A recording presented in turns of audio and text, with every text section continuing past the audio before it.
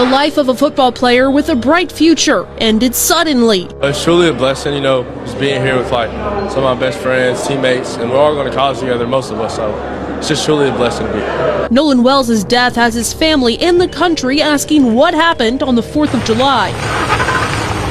According to investigators and his family, Wells visited Horn Island in Mississippi with friends from high school.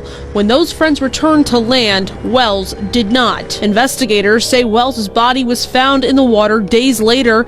They suspected drowning, but Wells' family isn't sure. Now his family is pushing for transparency. The only thing that we can do as parents is hope that our local authorities do a thorough investigation, but also, again, the reason why, we have asked for additional, things with our legal team.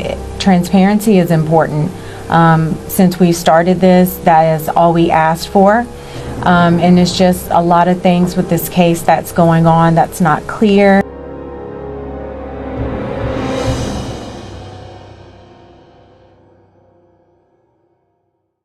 For everyone who's just now tapping into the Nolan Wells story, or if you've been seeing clips online but don't know how it all started, don't worry, I got you. Make sure you watch this video all the way through because I'm breaking down everything from the beginning up to today. I cover the latest developments along with the rumors, narratives, and claims that have been circulating across social media. I'll also be talking about Nolan Wells' friend Tristan, who recently responded to comments made by Charleston White after Charleston White called Nolan Wells a homo based on how he was sitting in the photo with his white friends. We'll go over exactly what was said and the reactions surrounding it. If you're new here, hit that like button and subscribe to the channel and turn on post notifications so you don't miss any updates. It's your boy Music 101, the Street Reporter, and I'm back with another video. Let's get into it. Charleston White went on a few platforms and made shocking allegations that I don't agree with. This clip is from The Chill Show. Make sure y'all go over there and subscribe to his channel and watch the full interview after this video. Yeah. Terrell Owens, right? T.O., that's my nigga. T.O. said Trump need to make a call for justice. For what? The Wells case. We cannot allow federal government to get involved in state rights. It's the reason why we went to civil war. State rights, federal rights, the feds cannot come in and tell state government anything. So if anybody want anything done about Nolan Wells, do something. Do something.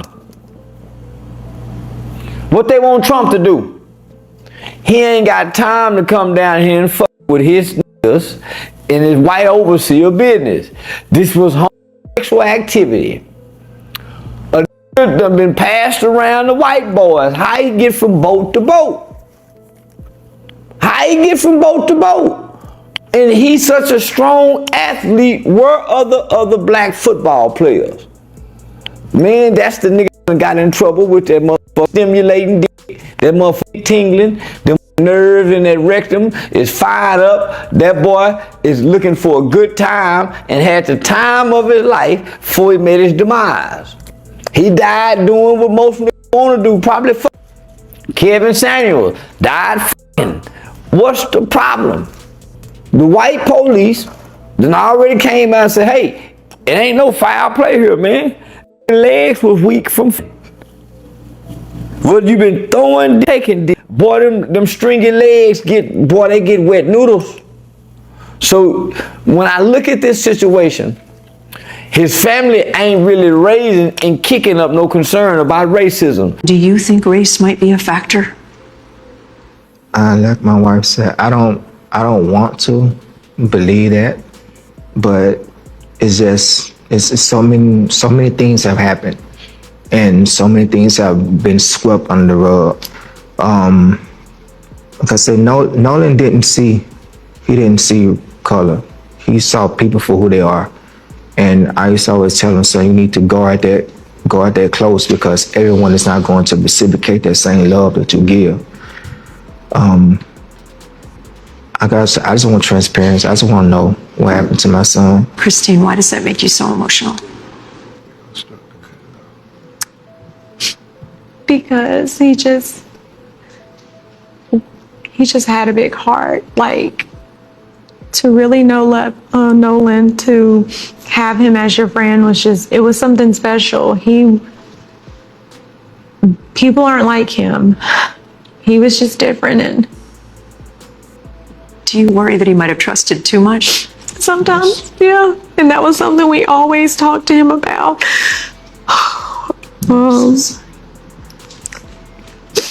They know that boy was taking, yeah, man, they know what it is. Nigga had no hair on his legs. Nigga had no scars on his knees. No cut over his eyebrow where he done had a maybe cut eye. No facial hair. Let's call it what it is, fellas. This is bigger than us, black people. This don't need to go to the NAACP. This don't need to go to nobody but the LGBT community. They will get this shit solved. If you want justice, stop saying the boy is black. Say what he really is. Say that this boy was a gay black male and everything will be all right. Quit trying to hide it. We'll get all the answers if they say, hey, it was semen in that boy. Why they left him in the water? If nothing else, that motherfucking salt water gonna clean his ass out. Literally. Nah, man, so it is what it is. I'm calling good money that this is a homosexual crime. Like I said, I do not agree with the allegations Charleston White have put on Nolan Wells. It was no information put out that painted Nolan Wells in that way. It's just Charleston White doing what Charleston White do, taking a sensitive situation and adding shock value to it. But one of Nolan Wells' friends responded to Charleston White when Officer Tatum asked him this. I know there's a lot of mysterious things, but like, what to you, what's the craziest thing that you've heard somebody say about this? That my buddy in the photo was his lover. That was wild. That's been the utmost craziest, because it's like, what? Like, where'd you get that from? Yeah. I mean, also the lies of just how racist Mississippi is, or how racist the coast is. He claimed that Nolan Wells was his best friend. Well, Nolan's mom said different. Have you spoken to Tristan since Nolan's passing, and how are you responding to his account of what happened? So first of all, we don't know Tristan. We've never met him.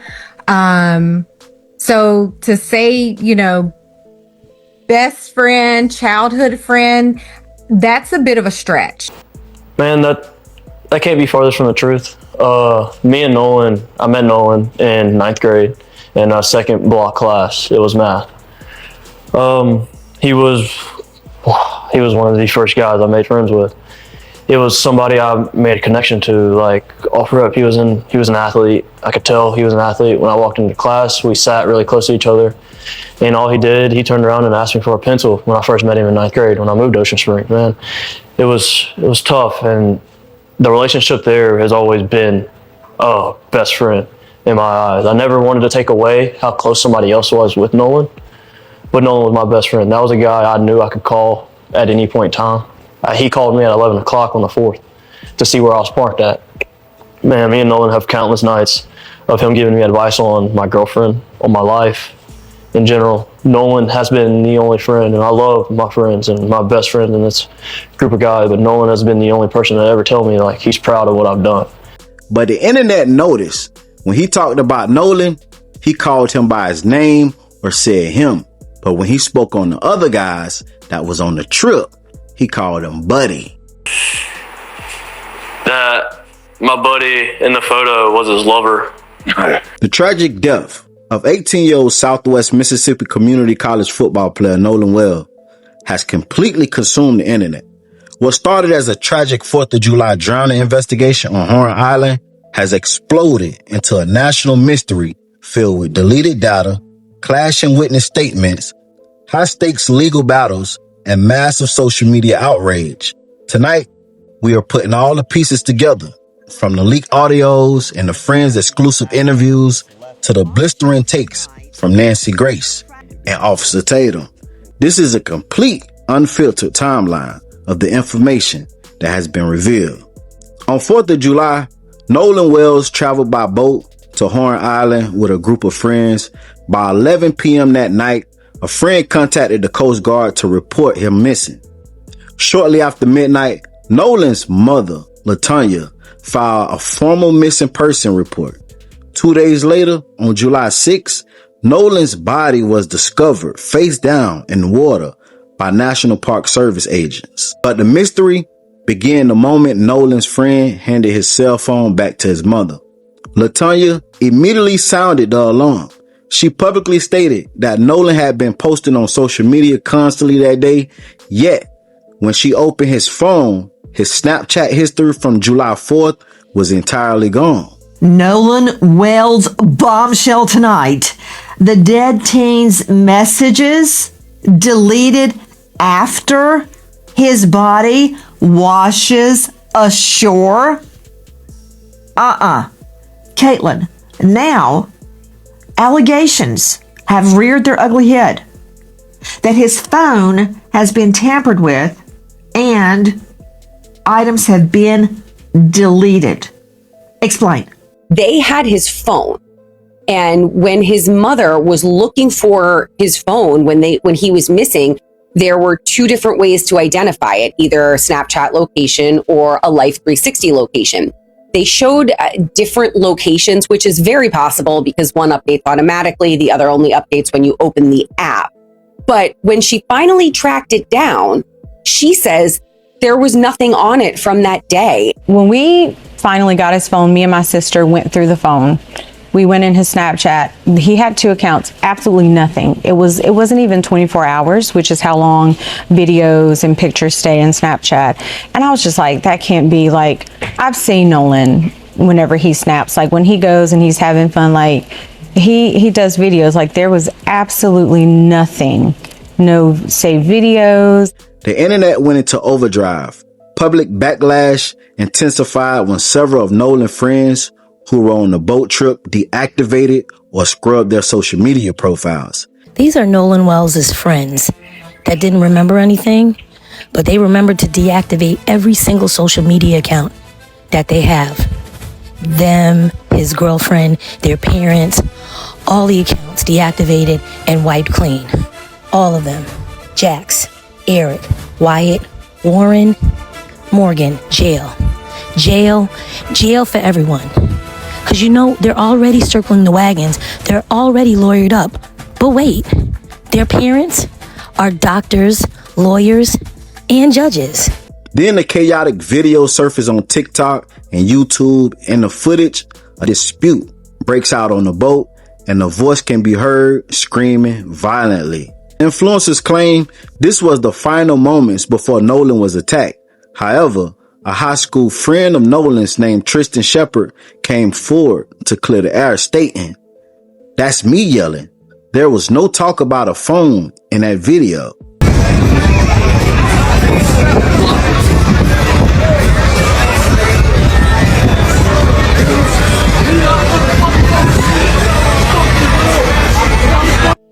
Shepard explained that he was actually yelling at people who were restraining him from a different fight. And Nolan wasn't even in the clip. New developments tonight in the mysterious death of 18-year-old Nolan Wells. For the first time, one of Wells' friends who was with him during that 4th of July boating trip is speaking out. He's responding to the growing questions surrounding the teen's death and the speculation that has exploded online. Investigators say Wells disappeared during a trip to Horn Island off the Mississippi Gulf Coast. His body was found there 2 days later.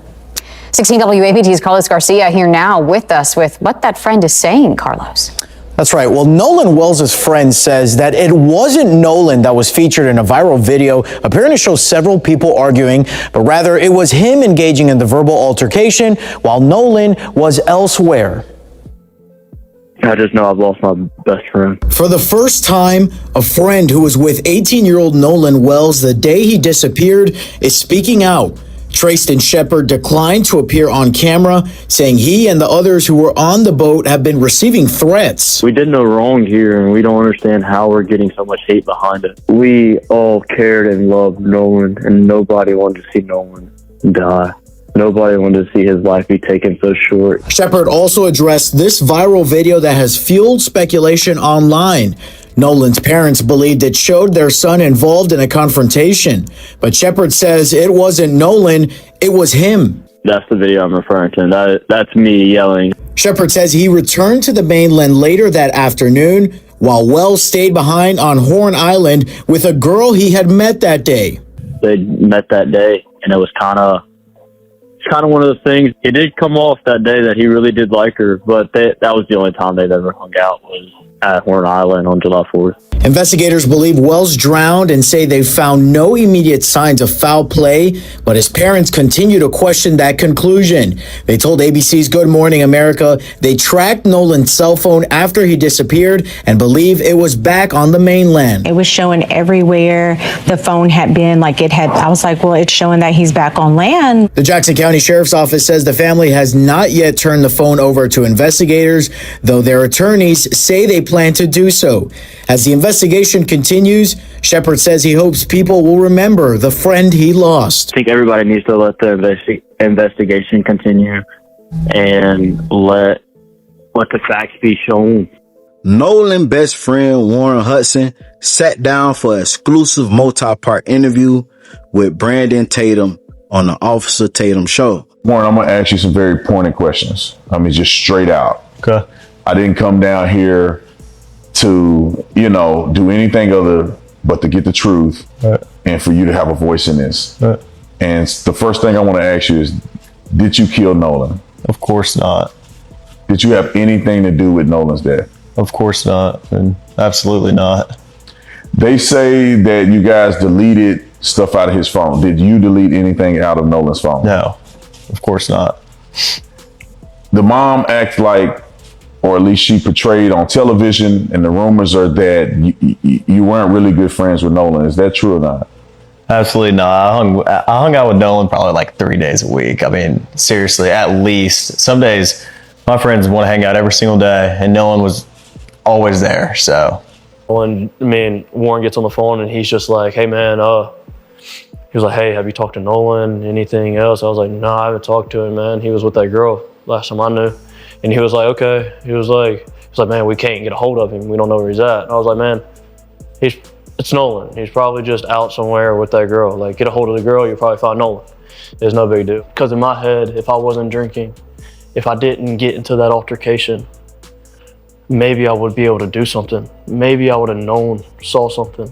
Maybe I would have told Nolan, hey man, you're not going with that girl. Just come back with us. We're going back a little bit later.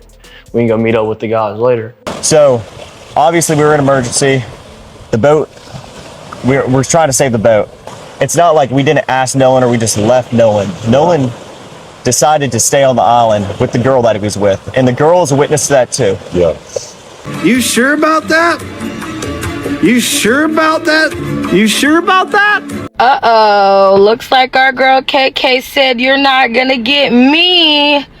Look who just uploaded and dropped some receipts to the Biloxi group chat showing where they were at. Our girl KK, and I can't say her name, but it rhymes with Haiti, has provided timestamp receipts, videos, pictures from where she was at in Ocean Springs, and you see the time right down there, 6:02 p.m.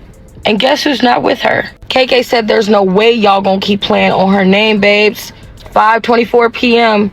She's got the receipts. She was not with who y'all said she was with. I mean, she's got multiple receipts. Yeah, like her face, location. That's very clearly her. I mean, this is a picture from her Facebook, and I just matched you with one of the pictures that was posted to White and Proud.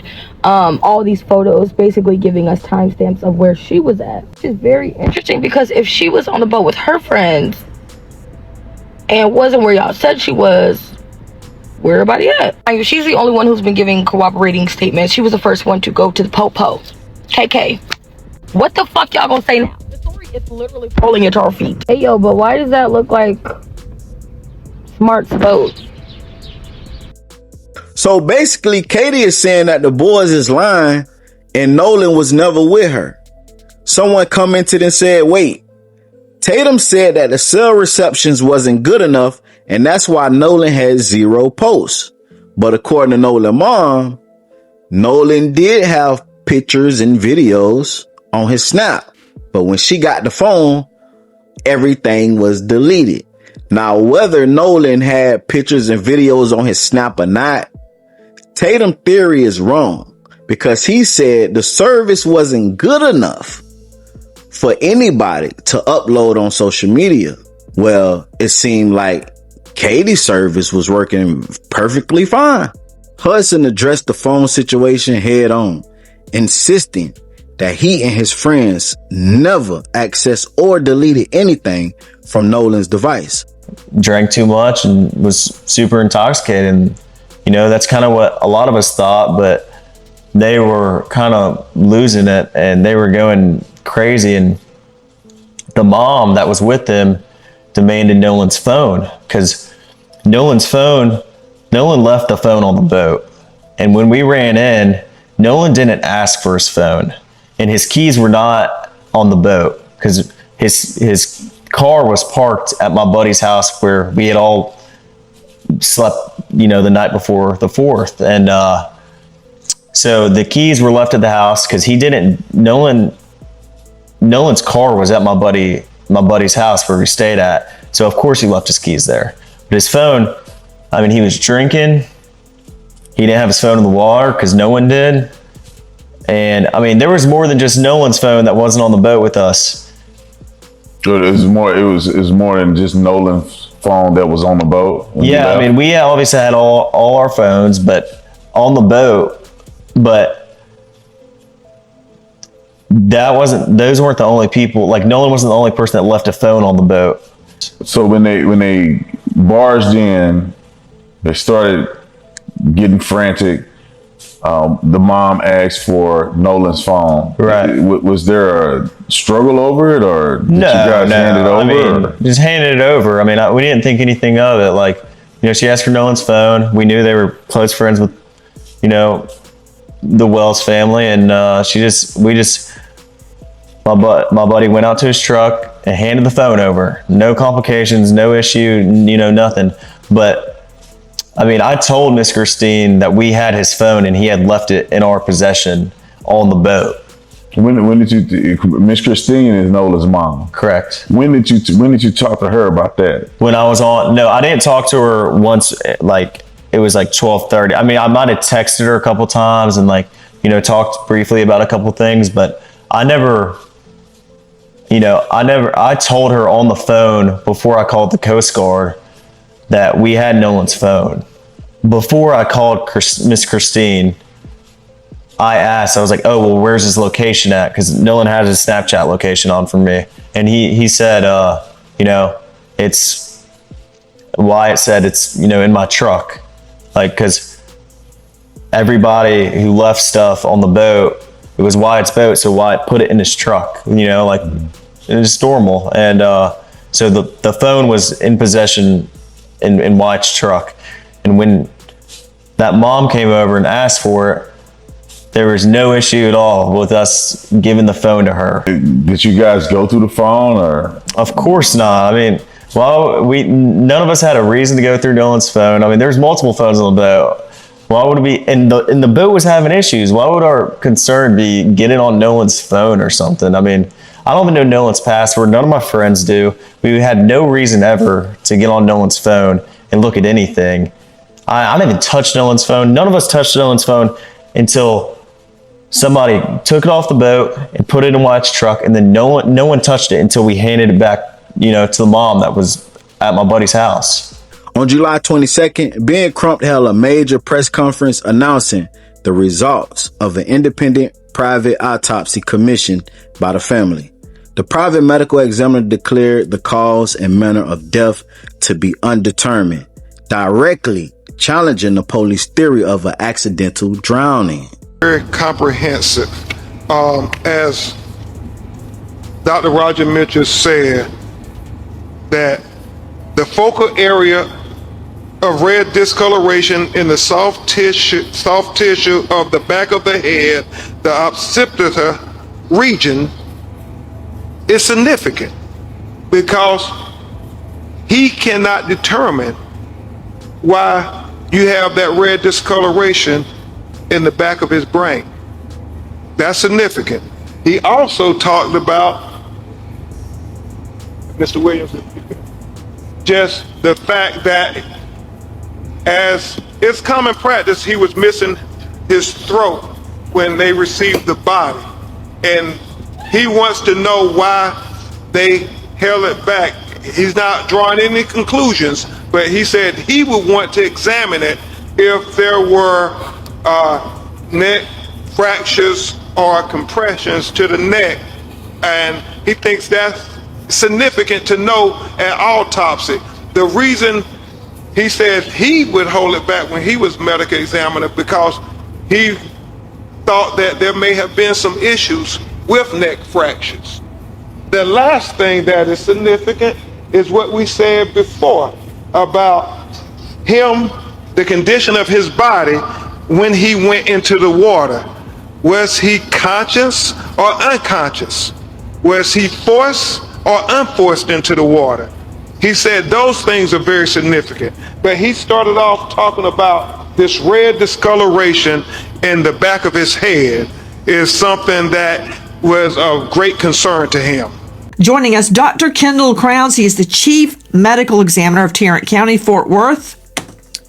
COD, MOD, undetermined. But what jumped out at me, among so many things, Dr. Kendall Crowns, what does he mean about the red discoloration in the deep, soft tissues overlaying the occipital bones? What is that? Translate. So what that is the occipital bone is the bone in this is your skull. It's the bone in the back of your head, the directly back side of your head. So when he's describing these hemorrhages in the deep soft tissues, it means deep in the musculature that holds your head in place, there is a red discoloration. Now, they're not describing any injuries to the skin surface, which would still be there even if he's decomposed, you would still see injuries, abrasions, bruises, lacerations, things of that nature, even with decomposition. So it's difficult to give significance to this deep red area in the musculature of the deep soft tissues of the back of the head without further photographs or more information. To me, could it be blunt force trauma? Yes. Could it be a decompositional artifact? Yes. Could it be something from transport? Yes. Hard to say at this point. Now here's what things took a turn for the worse. After the Ceto company dropped the official audio to the public, everybody went in an uproar because people were saying that they could hear in the background someone saying Nolan. Someone else said wake up. They could hear check his chest or is he dead?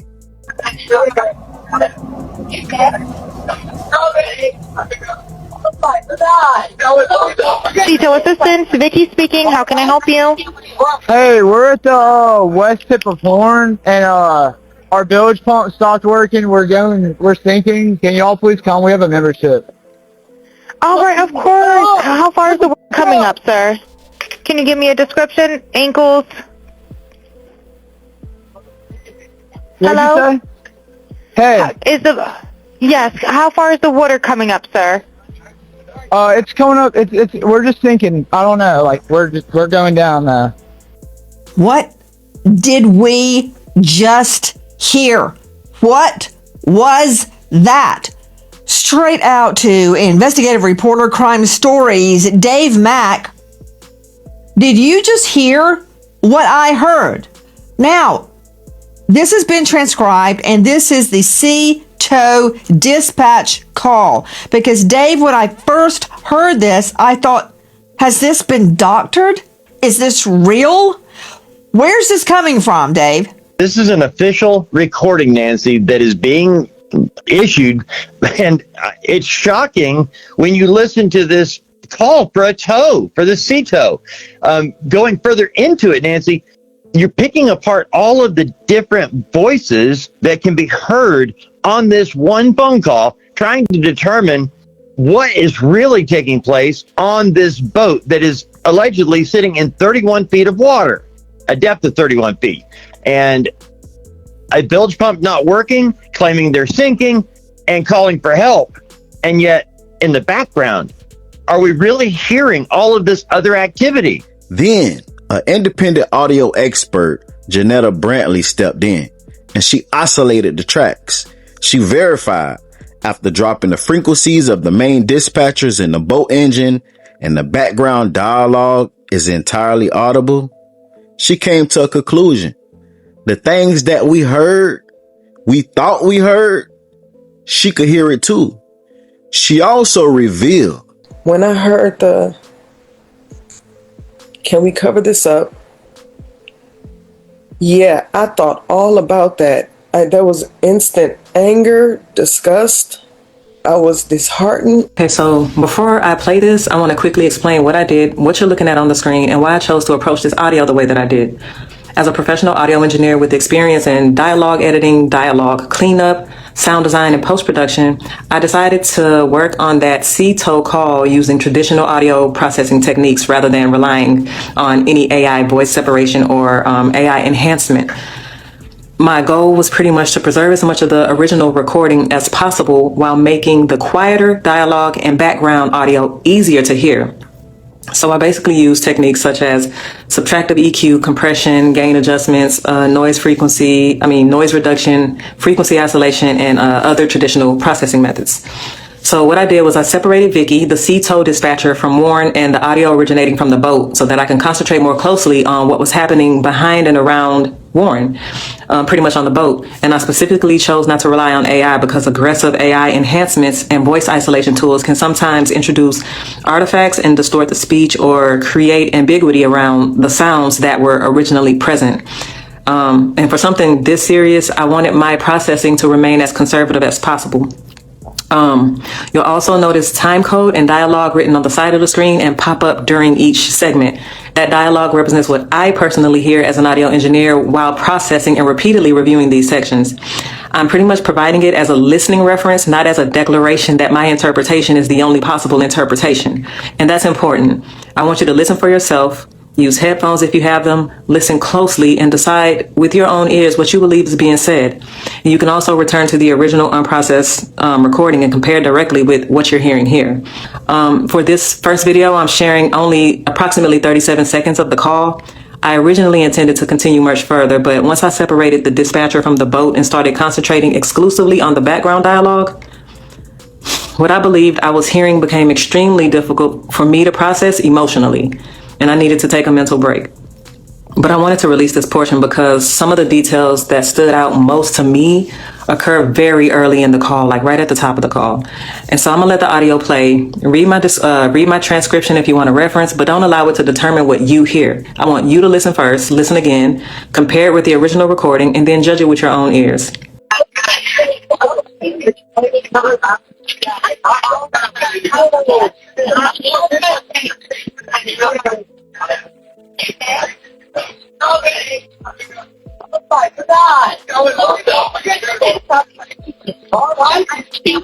Hey, we're at the west tip of Horn, and our bilge pump stopped working. We're sinking. Can y'all please come? We have a membership.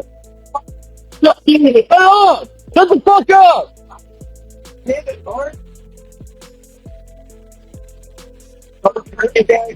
When I heard the, can we cover this up?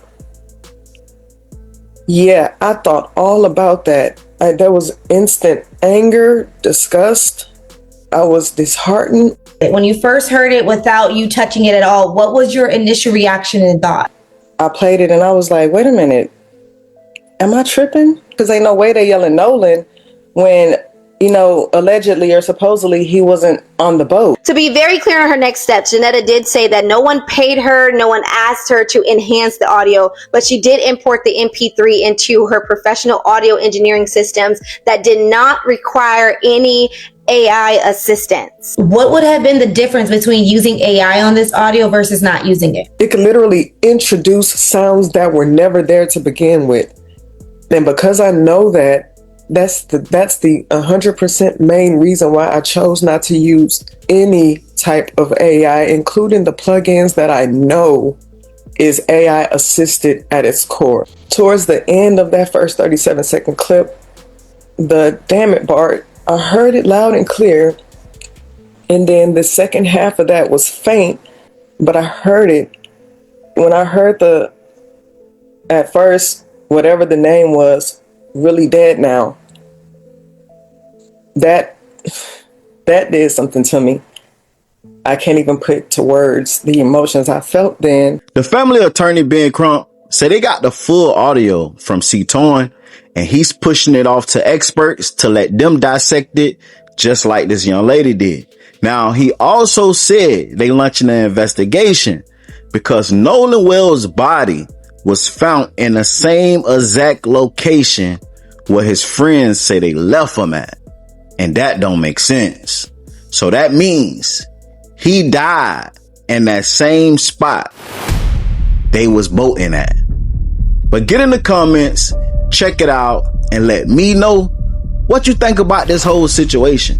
Do y'all believe that Nolan Wells' friends had something to do with this? Or you think this was a situation where they left him, he was drunk, and he drowned? Get in the comments and let me know. Like, comment, subscribe, turn on all post notifications. It's free. Do it for me. We are announcing that we have the audio from the officials, and we have retained and are consulting with some of the foremost audio engineering experts to review those audio tapes from the CETO call in its entirety. We also, and Attorney Hertz may go into greater detail on these matters, have consulted President Mariel with oceanic engineering experts to talk about how these facts are lining up. The fact that they say Nolan's body was found in the same location where they say they left him at. And so we want to know, how is that possible with the oceanic tides? We want the experts. I mean, you got low tides and high tides. It's not adding up. So we are going to dot every I and cross every T until we find out what happened to Nolan Wells. Charleston White, Brick has struck again. Loose cannon comes about to me. If I step, I'm the leader of this 8 shit.